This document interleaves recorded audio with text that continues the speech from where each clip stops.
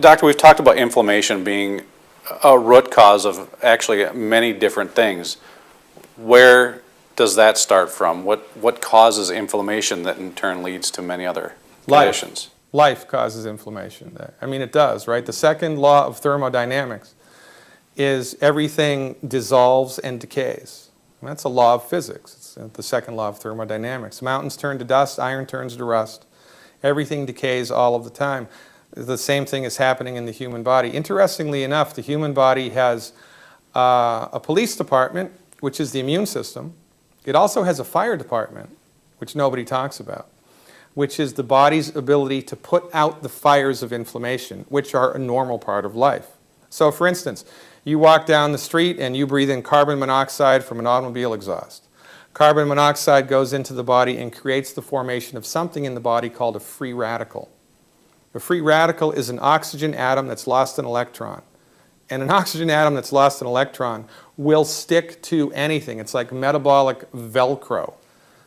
Now, when enough oxygen atoms stick to something, whatever it got stuck to becomes oxidized. And when something becomes oxidized, it ultimately becomes destroyed, right? That's why iron turns to rust. So, oxidative damage inside the body is the main causative factor of inflammation. Now, if the body is properly nutrified, it can handle normal oxidative stress that's present just from walking down the street.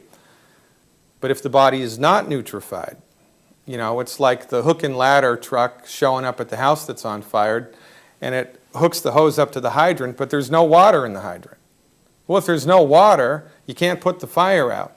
If the body is out of essential nutrients, the fire department can't work. So the normal inflammation that's just a part of day-to-day life gets the upper hand.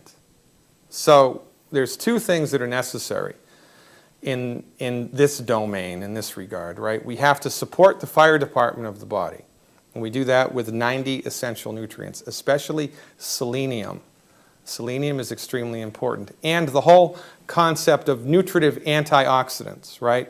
This is the domain of antioxidants. Antioxidants are like the water that the fire department uses. This is why consuming food and beverages or nutritional supplements that are high in antioxidants is extremely important for, you know, health of the human body. But in addition to giving the fire department of the body the raw materials that it needs to work, we also it would be prudent for us to take steps to avoid being exposed to things in the environment that cause inflammation and create free radicals. You know what the biggest cause of free radicals from our point of view is? Fried food and oil in a bottle. What's that? That's right, everybody's favorite, olive oil. Oil in a bottle, salad dressing, eventually will oxidize. And when you consume anything that's become oxidized, you have free radicals in your body. So eating salad is like loading up on free radicals. And if you fry a food, forget it. And it's interesting. If you look at a map of life expectancy in the United States, right? Life expectancy, county by county in the entire United States, the part of the country that has the lowest life expectancy, and it's dramatically so, is the Old South, the old Confederate South. Why is that? They've got the same education, they've got the same water, they've got the same sewer, they've got the same drugs, they've got the same insurance, they've got the same hospitals. Everything is the same except one thing. In the South, fried food is a religion. They eat more fried food in the South than anywhere else in the United States, with the possible exception of Native American reservations around the country, which are also extremely high in fried food. When you go overboard with fried food, you load your body up on free radicals. Your body does not have the raw materials to put those fires out, and so your body decays faster.